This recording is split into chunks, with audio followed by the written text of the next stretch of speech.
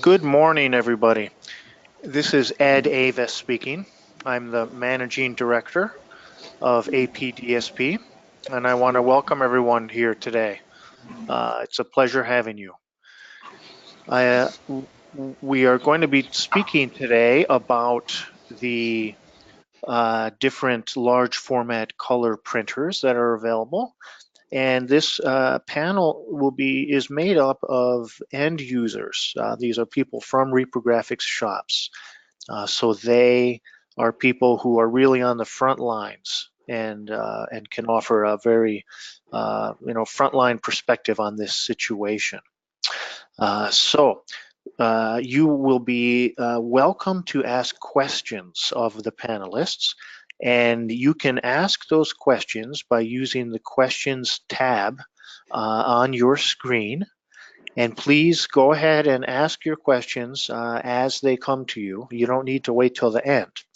We will probably answer all the questions at the end, but you can put them out there whenever, and then we'll queue them up at the end.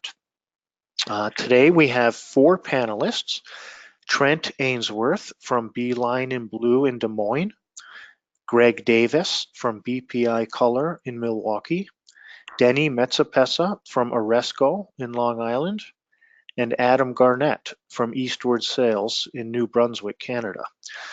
Each of them works with a different type of large format color printer, and they will go in alphabetical order. And the way we're going to do it today is I have prepared 5 kind of basic questions for the panelists, and I will ask them these questions all the same, and we will listen to their answers. And then, as I said, if you have other questions as attendees, by all means, use the questions tab to ask those, and we'll present those at the end. So we're going to start this morning with Trent Ainsworth from Beeline in Blue. Trent operates an HP PageWide XL. Trent, are you there? Yes, here. Good morning, everyone. Great. Thanks for joining us, Trent. So Trent, let's start with the first question. Now, tell us about the kind of projects that you feel your printer is best suited for, and who your customers are for those projects. We have 2 of the HP PageWide 8000s. We mainly are printing for the AEC market. We're finding out that mostly the architects are still wanting black and white printing. A few are insisting on some color output, but most of that's coming from the engineers and even some of the CMs or the general contractors are mostly asking for color in their drawings. Okay, great. And next question, how dependable is your printer? Does it require frequent recalibration or other maintenance? We've had very good luck with our 2 machines. Not much calibrations. The biggest issue, we get jamming from time to time, but it's pretty much a simple fix. But the color is spot on, whether we're doing line drawings or color graphics. Great. Do you occasionally have prints that are unusable because of streaking or some other kind of problems like that? On the graphic side, I believe it's the yellow, blue, and some of the grays. If there's heavy coverage, there might be some banding. And depending on who the customer is, you can get away with it. But if they're looking for, pristine looking prints, we look to other devices to output that too with those colors involved. But for the most part, the banding stays away with all the other colors. All right. How about how durable are the prints? Are they usable outdoors? Yes, we used to print a lot of Tyvek on the OSE ColorWave devices, and we've switched to poly propylene for the HP PageWides, and it's a cheaper cost of material, and we can still grommet it and then send it out for any sort of signage. So very durable outside. Great.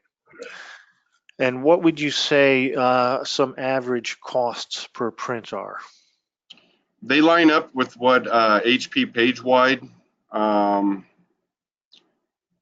the costs, and I believe that's the 0.005. And that's just ink, print heads, and the maintenance cartridge. We've had it for over a year on both machines. I would say probably 3.5 million square feet ran through, and no print heads have been replaced. So we're right on line with what HP's numbers are for cost of operation. So then, depending on if you add paper, whatever your paper cost is, we're hovering right around 2 cents a square. That's total. That includes paper. Great. And that's regardless of cover of how much color or monochrome you're Well, doing? that's just mainly on the monochrome or line color. Okay. The graphics I really don't have a number for, but the majority of what we run through there is line color, line monochrome, and it's based on the 5% coverage. Got it. All right. And last question, Trent. Overall, what's your satisfaction level with your printer? Is it meeting your expectations? Yes, I would say it's meeting. I think it's exceeding our expectations. A little background on Beeline is we purchased the OSE Colorwave 900s when they came out. So we had them for a couple years, and then when the page wides came out, we switched over to there. So I was hesitant because I've always been an OSE Canon guy, but like I said, the HPs have exceeded my expectations. I just think they're a little bit easier to maintain. Great. All right. Thank you very much, Trent. And attendees, remember, you can send questions whenever you want and get as detailed as you want. This is your opportunity to ask frontline people what's going on. All right. Thank you very much, Trent. Now we are going to hear from Greg Davis of BPI Color, who uses the KIP 800 color series. Greg, are you with us? Good morning, Ed. Good morning, everyone. Great. Thanks for joining us, Greg. So tell us about the kind of work that you see being the KIP 800 color series used for, and who are your customers for that type of work? We use the KIP 800 primarily for the AEC community, although it does a nice job on what they call business graphics. So we do a lot of line work, both black and white and color. And our target market is for the architects and engineers, general contractors. Although we've had some success positioning those in municipalities or in manufacturing. Okay. And when you say business graphics, tell us what you mean by that. Well, as I see it, the KIP 800 is designed. Its market niche is to be able to do affordable color, and to be able to do it in line work to really compete with what was formerly just a black and white only device. So now it brings color in at competitive pricing and competitive speeds into that black and white only market. At the same time, it can do business color graphics. And what I mean by that is it has a fairly wide variety of materials and medias to print on. And it does a really nice job of printing those graphics. At the same time, if you're hoping to put it side by side with a photorealistic printer being printed on photogloss paper, that other photorealistic printer will have a better image for your graphics.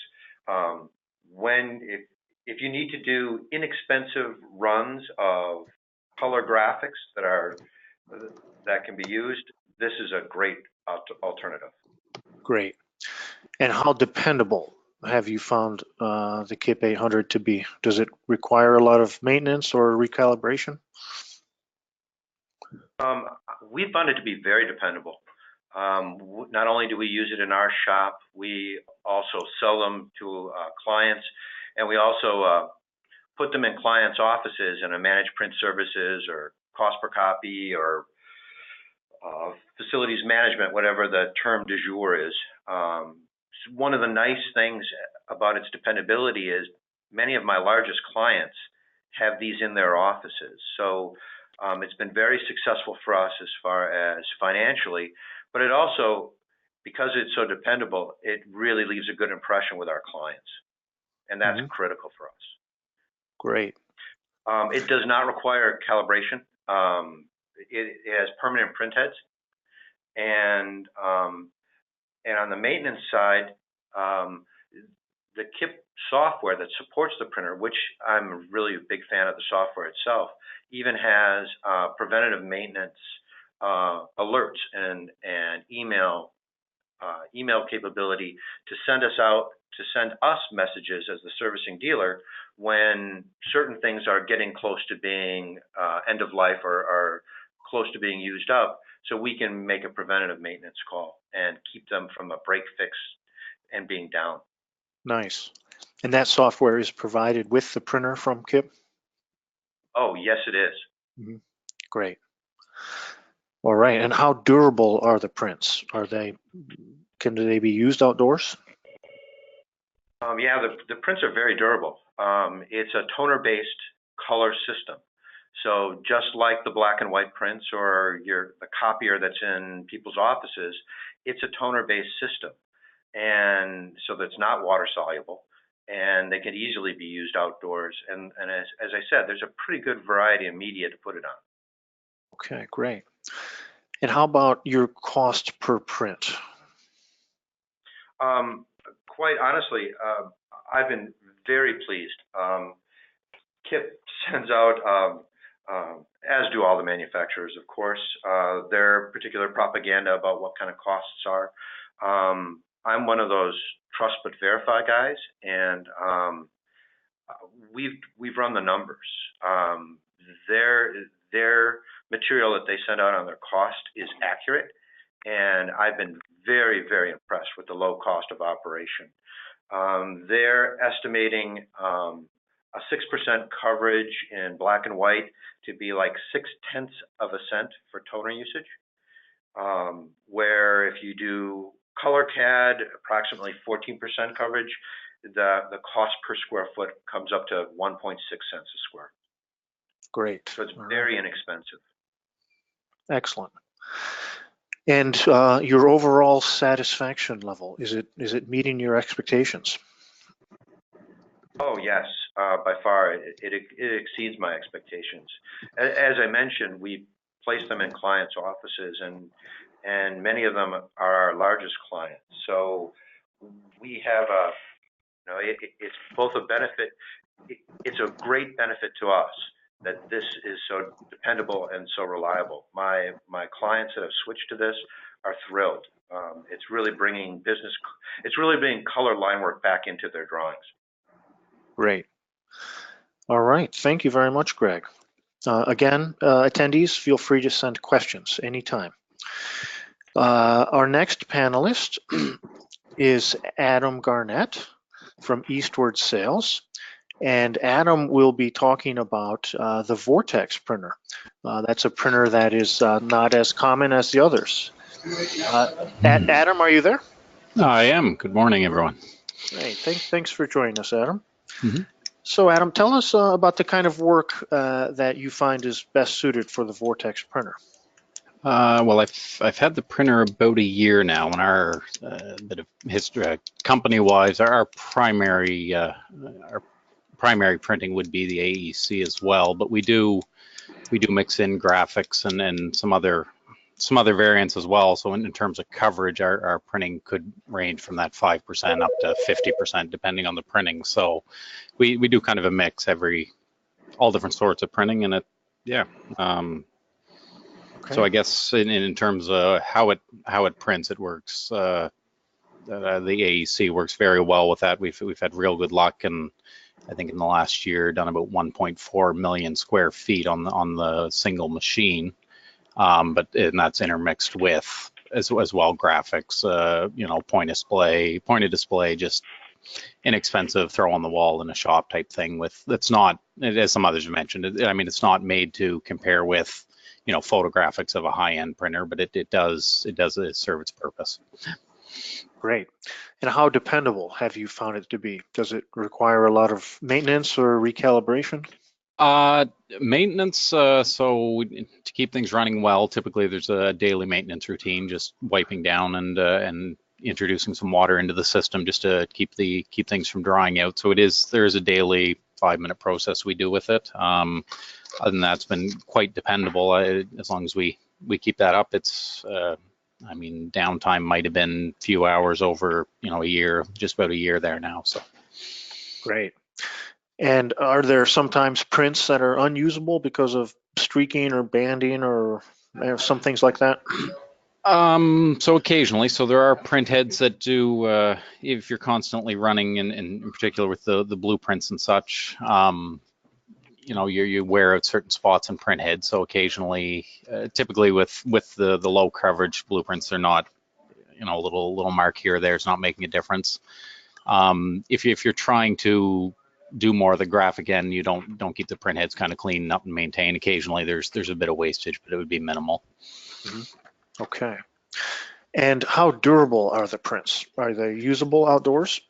Yeah, so again, like all the others, the media is probably more so, depending on if you use a media that's kind of a little more weather protective. It is an inkjet system, so it's, you can't put them underwater by any means, but we deal a lot with contractors, general subs, and on construction sites and that, and have had no more issues. We always used to run Xerox's black and white toner based, and we've had no complaints switching over to this technology.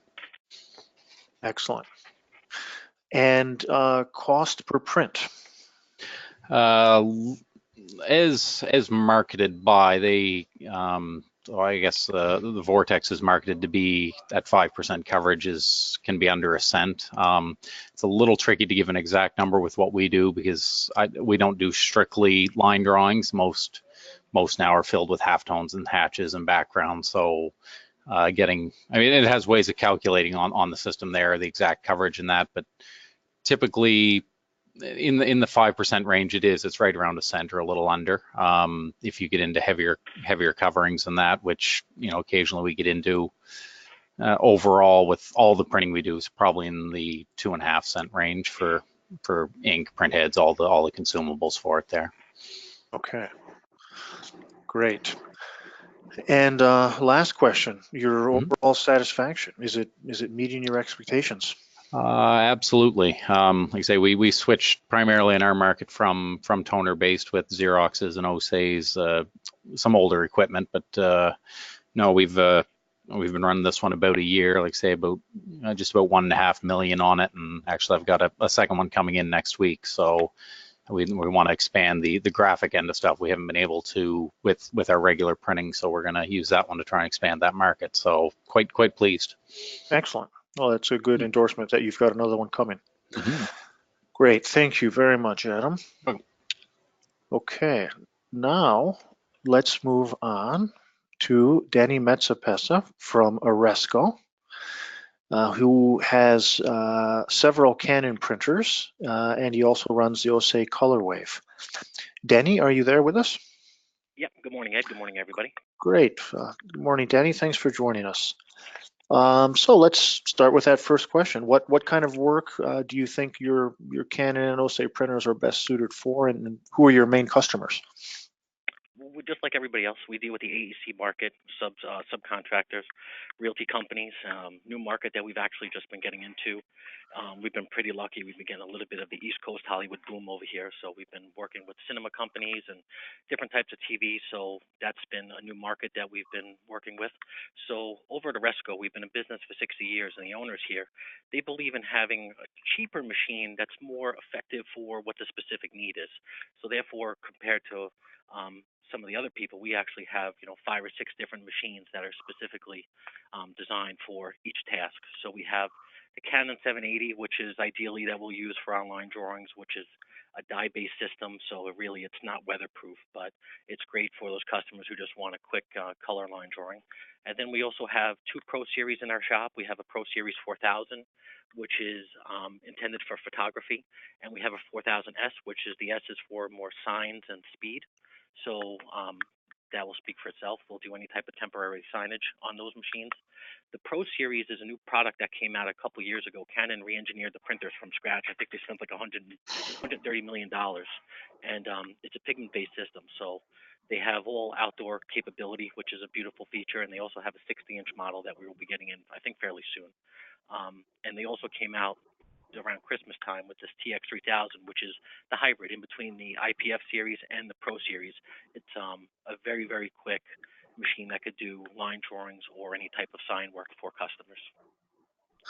Excellent. And how about that color wave? Do you use that also? We do use the Color Wave also. Yep, we have. We also are a Platinum Plus Canon dealer, so we sell the Color Waves as well as we sell the Canon products too. We had a Color Wave in house for a long time. We recently just sold it. The Color Wave uses crystal point technology, so the toner on it is it's like wax. You melt it, it goes onto the prints. It sits on top of the paper. It doesn't have to get embedded into the media like the way ink does. So with that said, you could have very good crisp images on that machine, and everything except the IPF 780, everything has outdoor capabilities. So customers have tons of different medias that they could print from. I mean, on the IPFs or even any Canon product, there's hundreds of different medias that they could print on. So customers do like that flexibility. Great. Now, I know it's the next question is about dependability, and since you've got so many different printers there, can you differentiate among them? Are some you find you need a little more maintenance or calibration than others, or are they all Canon kind of the same? family, the whole Canon family, the Pro series, the IPF series, and even the TX series falls right underneath the Pro series products. They're extremely reliable. They don't have any real issues at all. We have in those machines, they all have thermal print heads. So what it does, it actually heats the ink before it puts it down on the paper. All Canon products also have sub ink tanks that we like. So therefore, as a dealer or even as a repographer, it bleeds the cartridges 100% dry. So it goes into a sub ink tank reservoir system. Also, too, the nice thing about the maintenance of those machines is that it has a maintenance cartridge. The maintenance cartridge is a big sponge collecting all the extra ink. So when that expires, you'll just notify you. You could just literally pop it out, get a new one, pop it in, and therefore it'll save you a service call. So a tech doesn't have to go there manually, like clean out the spittoon. And the nice thing too about all the Canon products is that they give you a free poster artist. So if you're not really a graphic artist and you need to make a nice poster, the software is very, very easy to use and makes good stuff. And the drivers are very easy to use. The Color Wave requires a little bit more maintenance. The Color Wave does have a bit of a warm-up time on it. The Color Wave is an excellent product, but the Color Wave is actually it's a niche product. I mean, the Color Wave needs to be in the right application. So realty companies have had a ton of success with the Color Wave, where sometimes they need to do some drawings here. They also need to do some renderings and things of that nature. The Color Wave is a home run when it comes to certain types of markets, but we have to really qualify those customers to make sure it's a good fit. Got it. And do you find that, speaking of specific customers, are one or more of the Canons or the Color Wave best for like graphics, photorealistic kind of work? Photorealistic work, I mean, the Pro 4000, you will not get a better print, I don't think, out of anything really in the industry than the Pro Okay. 4000. The Pro 4000 is a 12-color machine, and it's actually 11-color.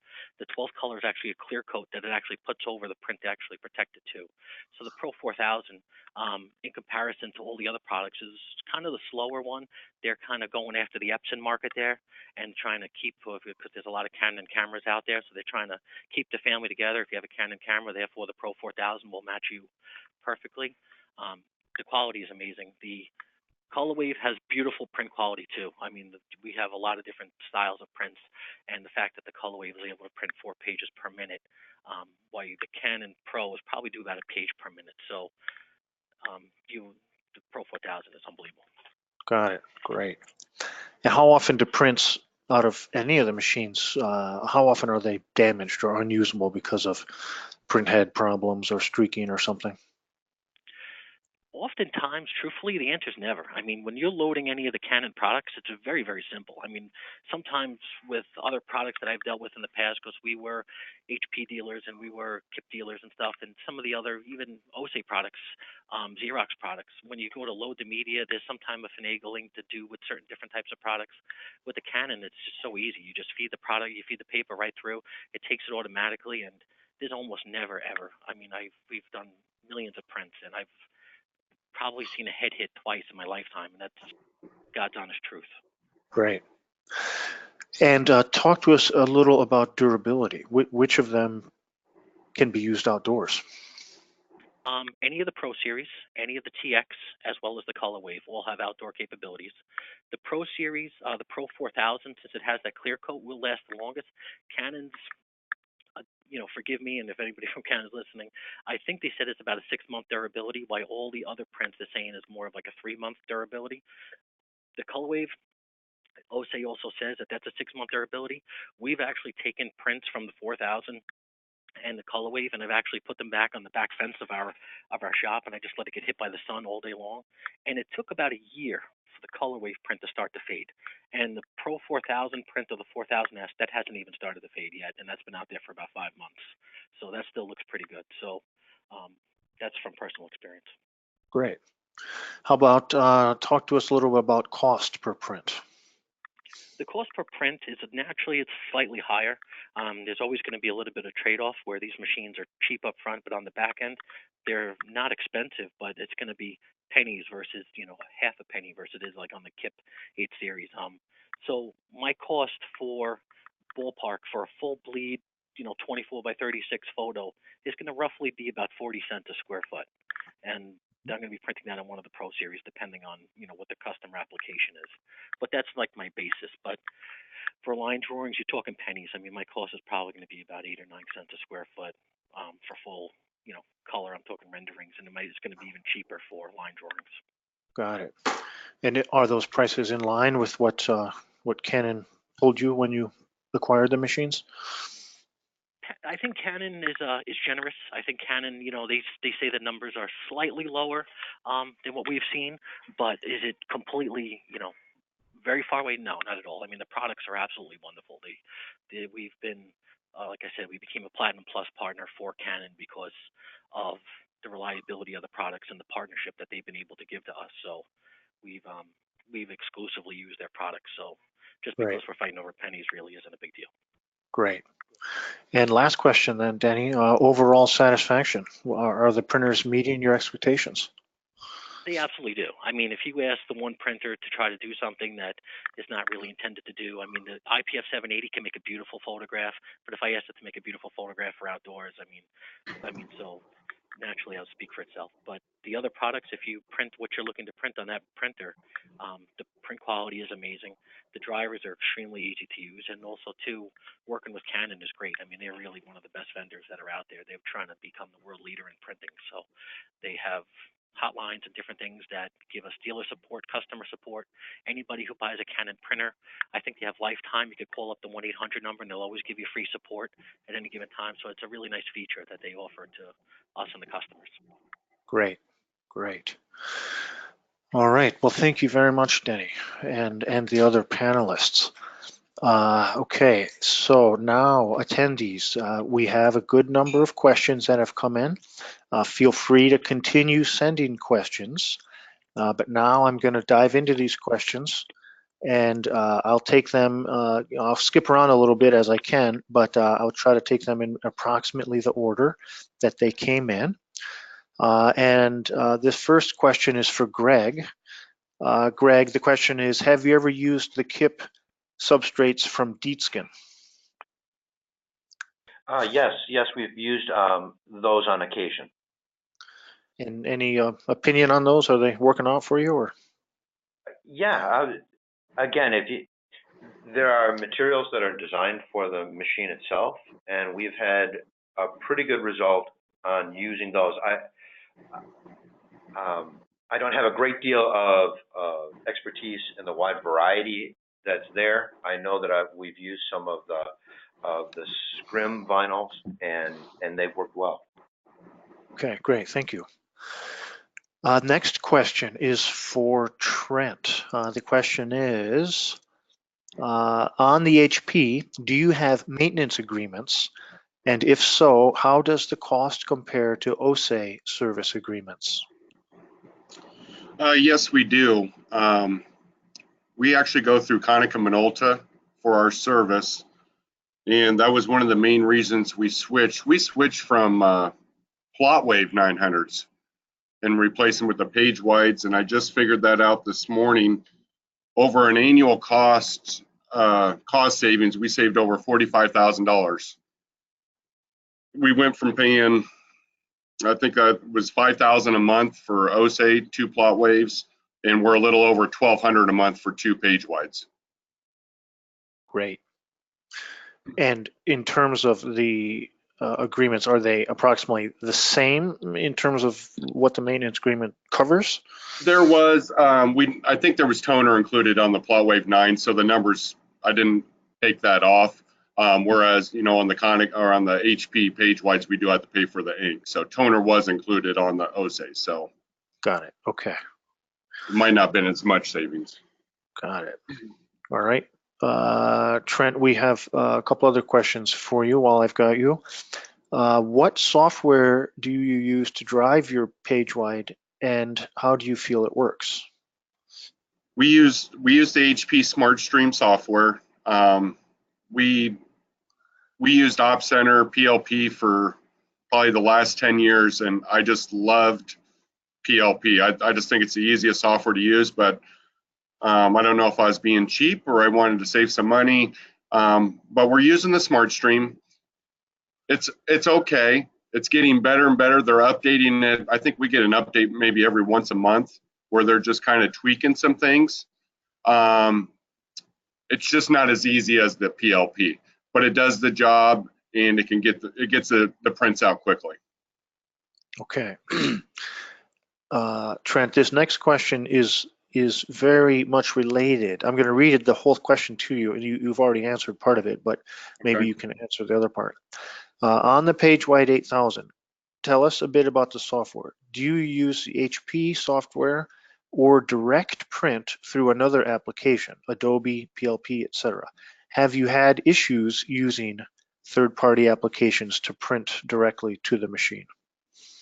Okay, yep. We do use the Smart Stream. We don't print direct through Adobe. We never even did a trial with PLP, but I think our competitor in town uses PLP with his page wides, and he has very good luck with it. He really didn't say any issues, but that might be something to bring up to either PLP or if you know someone else that uses it. Like I said, I'm a big fan of PLP. It's worked with any device we put in our shop, and the ease of use is very simple. And again, the Smart Stream has its little quirks, but it's set up similar to PLP. It's just not quite there on the level yet. Got it. Great. Thank you, Trent. Okay, the next question is a question that refers to pricing, and we're always a little bit nervous about antitrust things on pricing. So when you answer this question, please don't mention any amount. The question is not asking for an amount, but don't volunteer an amount, please. The question is this, and it's for everybody. So I will we'll do this in alphabetical order again, but we'll start with Trent.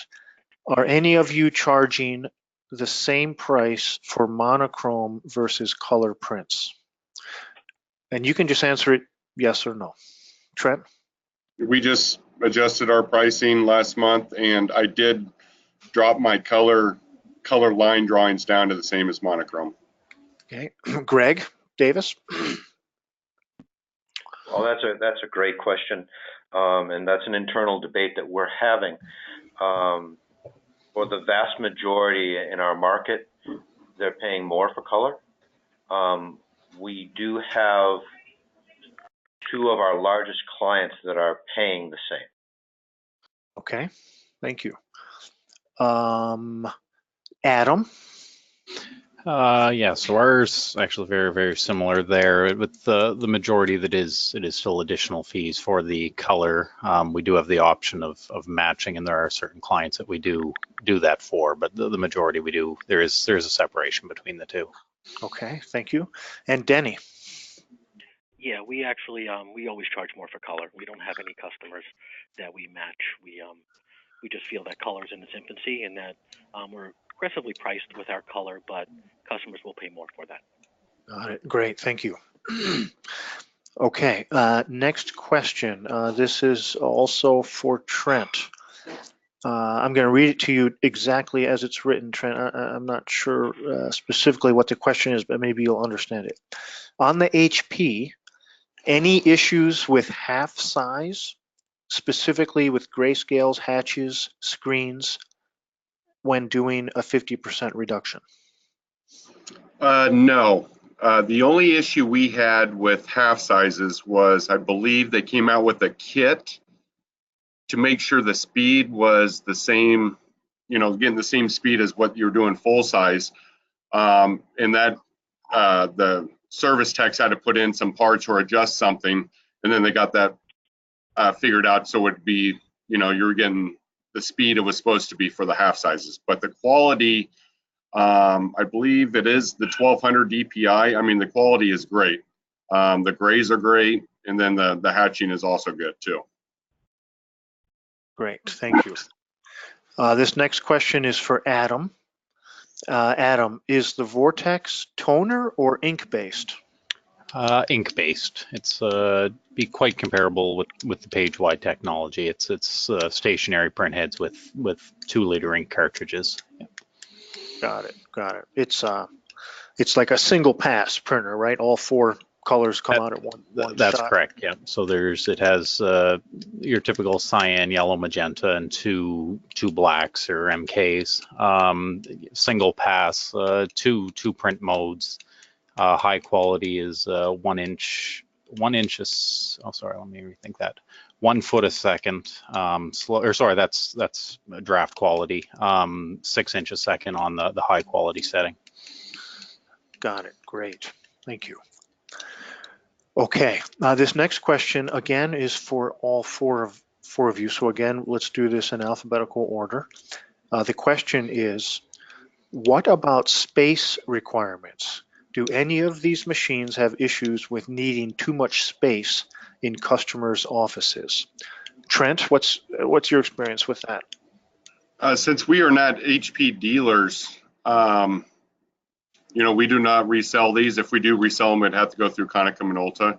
So I have not had the experience of trying to place these ones in the office, in someone else's offices, but I do hear that, on the smaller levels, like the 4 or 5, I think it is a little bit difficult to kind of get in there, from what I've heard, but I have not had any experience myself. Got it. Greg, how about with the kit machines? The kit machines, they do require some space on the left side of them. They've got drums, they're dry toner based.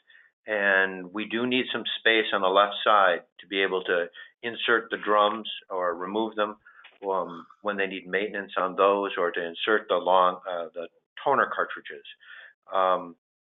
So yes, there are space concerns with the 800. Okay. Adam, I know that you're not dealing the Vortex to other customers, but in your own location, do you find that it's got a good footprint, or? So I guess it's kind of broken into 3 units. So we have basically the paper feeder unit and the actual printer, the driver. The 2 of those combined are, like a 4 by 6 foot imprint, and then the table that your prints come out on would be, like most drawings, your base would be 3 by 4, so it's another 4 feet out the back. So it takes up a wide area, but in terms of maintenance, and there's no, other than the doors to open to load the paper, you don't need extra room around it per se. It's all self-contained. You reach everything kind of without removing. Panels lift and such, and it's all on that 1 footprint. Great. And Denny, how about when you're placing the Canon printers? What are the footprint issues there, if any? There's really no issues at all. The 780, it's about 59 inches wide. And then the nice thing about the Pro Series, the 4000 and the 4000S, is that even though that those are 44-inch printers, they actually, when they re-engineered them, they actually made them the same width as the 36-inch models. So they're a little bit chubbier, but they actually don't take up much more room. The ColorWave 500 or 700, anytime we have those placements, those are definitely something that we ask a lot about the space requirements. That machine's about 7 feet wide, and it's sometimes doors, turns, hallways, stairs. These are things that the ColorWave has objections to. Got it. Thank you, Denny. Okay, this next question is for Trent again. The question is, would you recommend a service contract on the HP? I've been considering dropping ours for some time.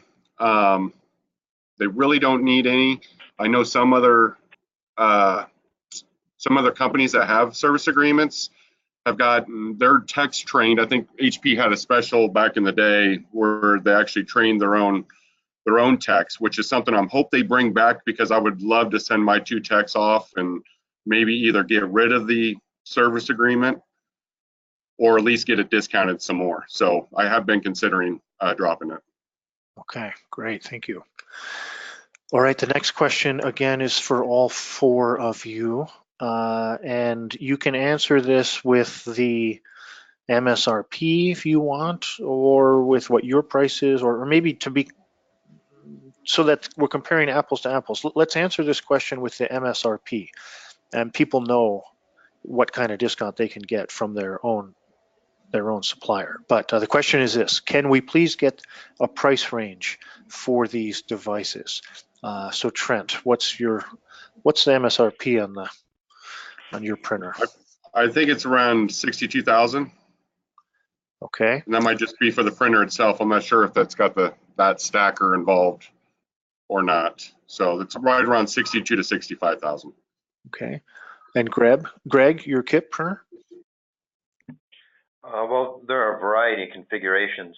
Let's say the 2-roll printer with the scanner, the MSRP is right around 30,000. Okay, thank you. And Adam, the Vortex printer?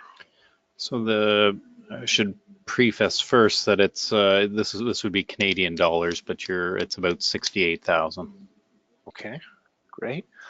And Danny, I know that you've got quite a variety there, but can you give us a range of what? Let's just pick a couple out of that collection that you've got there, and how much no problem. The Canon 780 street price of it, ballpark's about $4,000. The TX3000 printer only is roughly $6 to $7,000, somewhere in that vicinity. The multifunction unit of that is roughly 8 or 9. The Pro Series, all 3 models, they ballpark start off around I think 4,500, and they could go up to about 11,000 for the 60-inch model. And the Colorwave street price could float anywhere between $25,000 to $30,000 for a 2-roll configuration with the scanner. Okay, great, thank you. Next question I think has been answered. It was for Trent, and that is PLP Plotworks compatible with the HP? And Trent, you said one of your competitors is using PLP, right? Yes, correct. Right, so that works. Next question, I'm going to direct this question at Greg, but anyone else feel free to jump in. The question is, has anyone considered the KIP 900 series? Yes, we have. The 900 is essentially the 800, just twice as fast. It looks like it's a really solid device. I know that KIP uses a philosophy of using what works best and project that onward. And the 900 looks like a really good system. I don't have any experience with it though. Okay. Has anyone else among our panelists considered the KIP 900? No, okay. Unfortunately. Okay, let's go on. By the way, attendees, we're coming up to the last question. We have another 15 minutes officially on this webinar. So if you have any other questions, please do fire them away on your questions panel. In the meantime, this question is for Trent. And that question is, what scanner are you using with the HP? We have some old legacy scanners. So we are still using an old KIP, what is it, a 2100 scanner. We use that mostly for our black and white. And then we have the TC4 OSE scanner that we use. Okay, great, thank you. And also panelists, attendees, if you have any follow-up questions to a question that you asked that you feel wasn't fully answered, also fire that off, because like I said, we've got 15 minutes. In the meantime, I'm going to ask one question that came to my mind, and this came to my mind, Adam, when you were talking about the Vortex.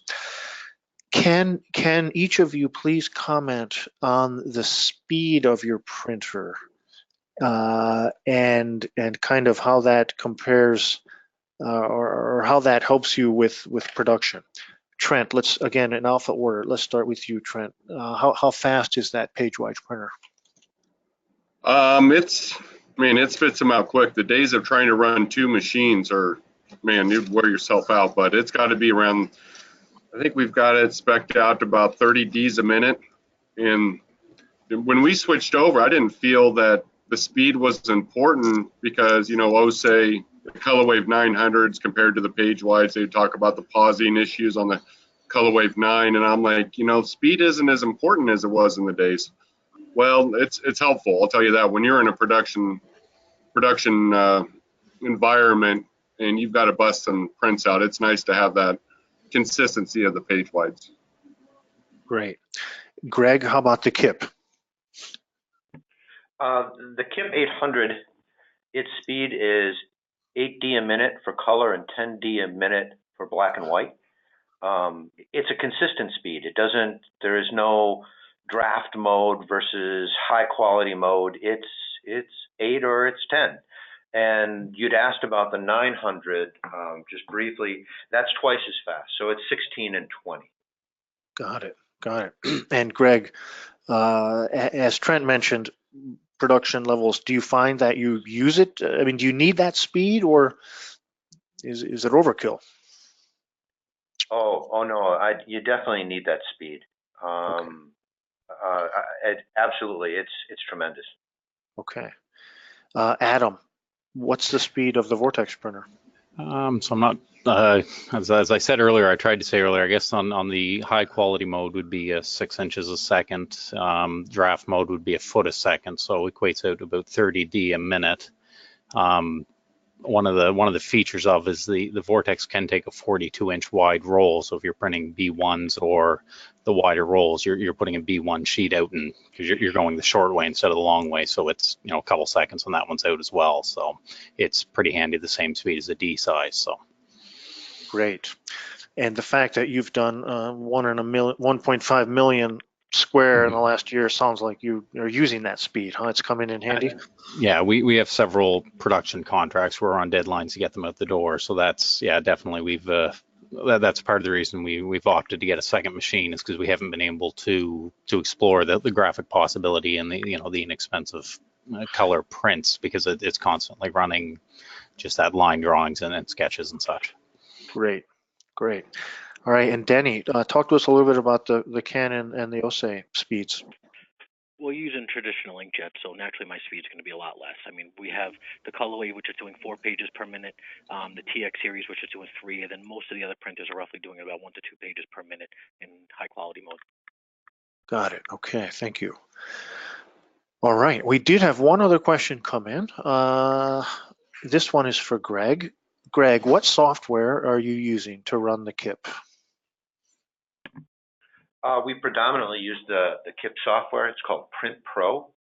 I've had a good deal of experience with other print submission softwares from the PLP and the Repro Desk. I've seen and worked with MetaPrint. I am a big fan of the Print Pro. It's easy to use, allows a great deal of flexibility. The software that they have controlling the printer is a strength of the device, of the system. Excellent. Good. Well, oh no, here's one more question. Okay, this one I guess is for everyone. What are people doing with their old PW900s and black and white machines? Trent, any comment on that? Well, we were lucky. We found a buyer, and they purchased both of our PlotWave 9s. Okay. If we didn't get, I don't know what we would have done if we would have tried to place them. They're just so big. I don't even know if we could have placed them, but we would have looked toward the wholesalers that are out there to see if they had any use for them.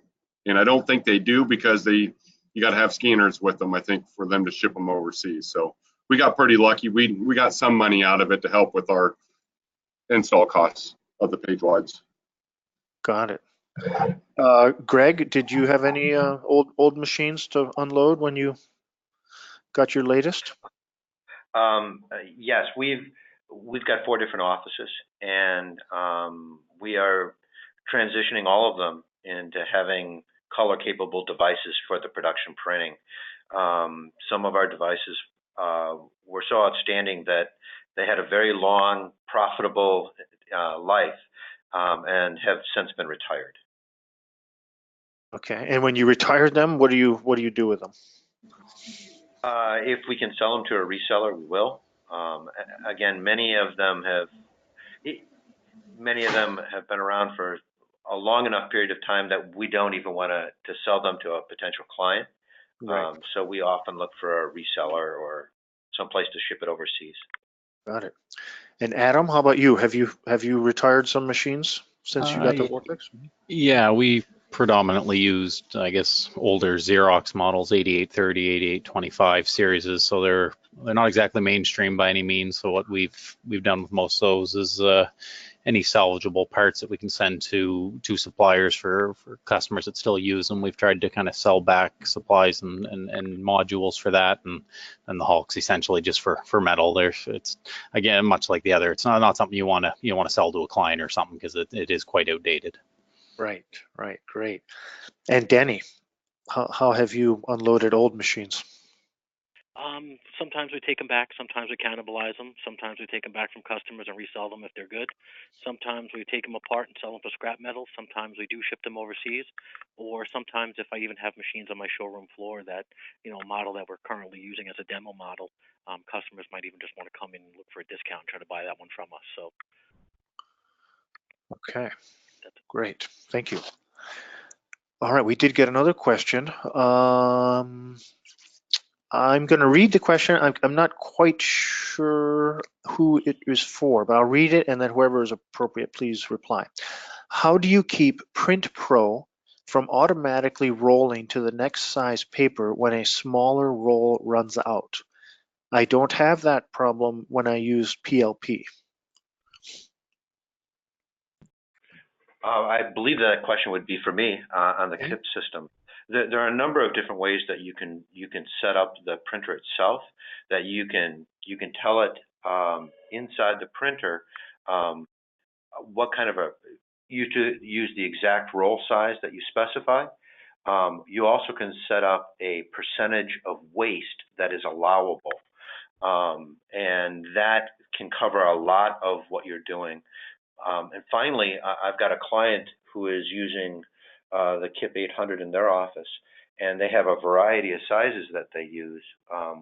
With their half-size prints, we even set up templates. So with just using one click, they automatically make all the adjustments they need to make for half size, and it picks the roll, so it doesn't switch. Got it. Great. All right. Well, that is the end of our questions. Thank you very much, Trent, Greg, Adam, and Denny. You have been very forthcoming, and I know the audience appreciates that. We covered a lot of ground and offered a lot of good info. This webinar has been recorded, so we'll post it on the APDSP website later today or tomorrow, so that if somebody wants to view it again, you can do that. But with that, let me say again, thank you, and thank you to all the attendees. And please stay tuned for our other upcoming webinars, and of course for our annual convention, which is in conjunction with SGIA and the RSA and ReproMax events. They're all together in Las Vegas, October 18, 19, 20. So if you have the opportunity to be in Vegas, that's a great time to be there. So again, thank you everybody, and this ends today's webinar.